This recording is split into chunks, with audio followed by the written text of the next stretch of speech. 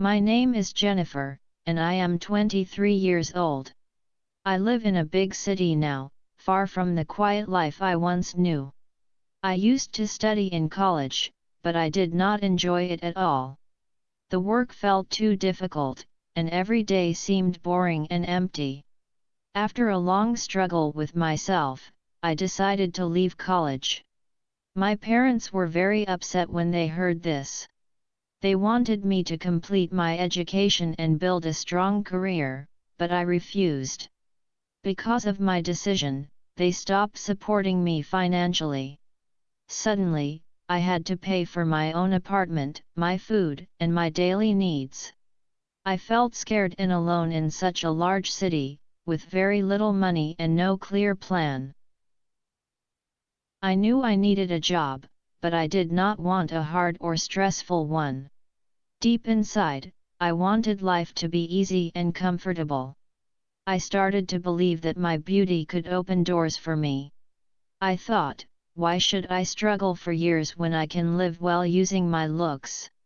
I dreamed of expensive clothes, a big house, and luxury cars. Slowly, a dangerous idea formed in my mind. I decided I would find a rich man who could give me the life I wanted. To earn money quickly and meet wealthy people, I took a simple job at a large, expensive hotel. Every day, I stood behind the front desk, smiling and greeting guests. I watched rich people come and go, especially young men in suits. Then one man caught my attention. He was different. He was older, around 60, always wearing a dark suit and a shining gold watch. His long black car waited outside every time he arrived. He was clearly very rich. I did not care about his age. All I could think about was his money and the life he could offer me. One afternoon, he walked toward the front desk, and instead of looking at the computer, his eyes were fixed only on me. This felt like my big opportunity. I stood up straight and gently fixed my hair, hoping he would notice me more clearly. I could tell the old man was interested in me, and that did not surprise me. I had heard stories about men like him before. They were rich, powerful, and often attracted to young, pretty women. They enjoyed spending money on girls who made them feel special. The man's name was David.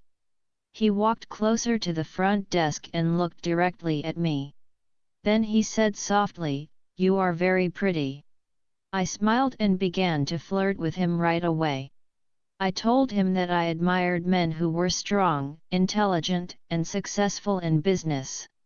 David did not say much, but his eyes stayed on my face the whole time. After a moment, David reached into his coat pocket and took out a white card. His name and phone number were written on it. He placed the card on the desk and said, "Come to my house tonight. I would like to talk to you more." My heart started beating fast. I felt excited, but also a little uneasy. I did not feel love for David, but I kept thinking about his money and the comfortable life he could give me. I picked up the card, looked at him, and replied, "Yes, I will come tonight." That evening, I went to David's house. It was very large and beautiful. Every room was filled with expensive furniture and decorations. David smiled when he saw me and asked if I wanted a drink.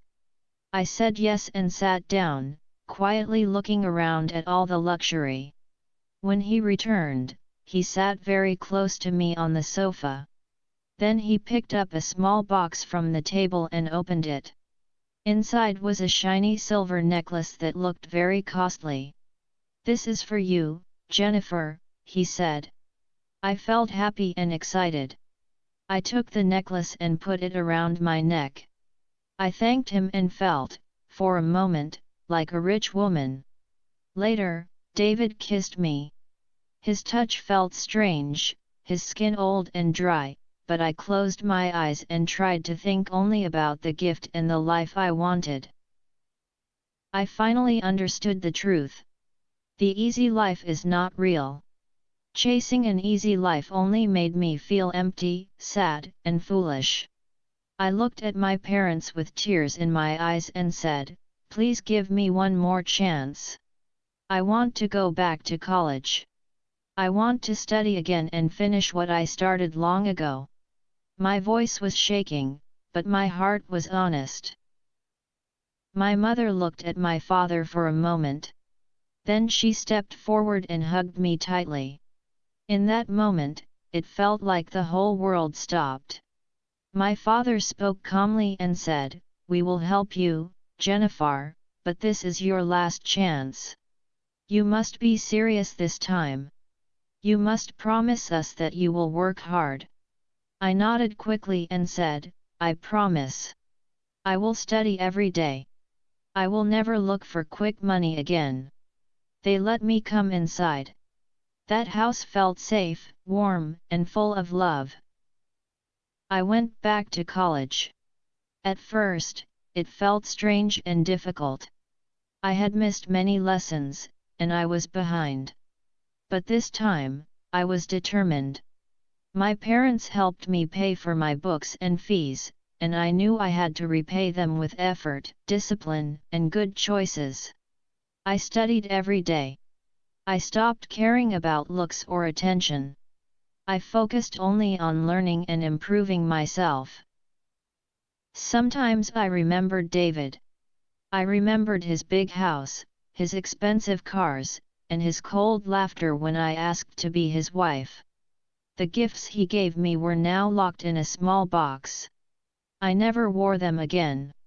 They reminded me of a painful lesson that beauty is not everything, and money without respect means nothing.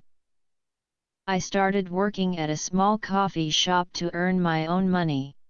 I talked more with my parents, and they were happy to see the change in me. They saw that I was serious now. I learned that I did not need a man to save me. I needed courage, discipline, and self-respect. I worked hard to become a strong woman, proud of her own efforts and choices.